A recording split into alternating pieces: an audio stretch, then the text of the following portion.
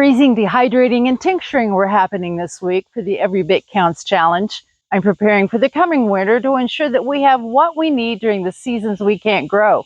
Welcome to the old Mayfield place, where we teach you to be more self-reliant in so many ways, such as growing your own food, using herbal medicine, and preserving food for long-term storage. During the month of August, I'm joining Jessica over at Three Rivers Homestead, who has challenged us to preserve something every day during the month. While some days that will mean all-day canning sessions, some days it will be as small as water glassing a dozen eggs to store over the next few months. The goal of this challenge is to add to our food storage every day, and I'd like to encourage you to join this challenge also to prepare for the winter. As Jessica says, every bit counts. Even if you don't have a large garden, maybe you can buy your fruits and vegetables from a local farmer to can or freeze. If you have an herb garden, do you dehydrate those herbs to store for use in the future? This is the second week of the challenge, and here is what I've preserved.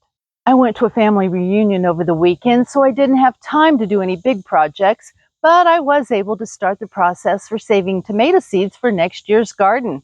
We love Barry's Crazy Cherry tomatoes, and I've been saving seeds from these delicious snacks for years, so I may never have to buy them again. Tomatoes have a gelatinous coating that serves many purposes. The gel acts as a barrier, preventing harmful microorganisms and fungi from reaching and infecting the seed embryo within. The gel coating contains compounds that can potentially influence germination. Some studies suggest that the gel may contain chemicals that inhibit germination until the right conditions are present. This helps ensure that the seed only germinates when the conditions are suitable for growth. I want to remove these chemicals for long-term storage, so I place the seeds in water for a few days, which will break down the gel when I rinse them well. Then I dry them on a paper plate completely before putting them with my other seeds to plant next year.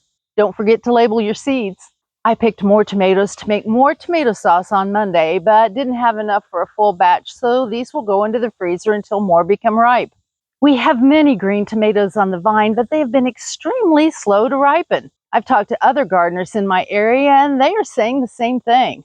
We've been in a drought until this last week, but we have gotten some small rains recently. Thank you, Father. So it's not a lack of sunlight. And our soil test shows the nitrogen levels are correct, so it's not too much nitrogen. I'm not sure why they don't want to ripen. What are your thoughts? Do you have any suggestions that can help me get these tomatoes to ripen? I'm still harvesting potatoes. The plants are completely gone because they were eaten by blister bugs, but the potatoes are just waiting under the soil to be discovered like buried treasure. I allowed these potatoes to dry overnight because they had a lot of damp soil sticking to them, thanks to the wonderful rain we got on Sunday. After the soil on the potatoes dried, I gently brushed it off using a soft bristled paintbrush, which knocks off the soil without harming the skin on the potato.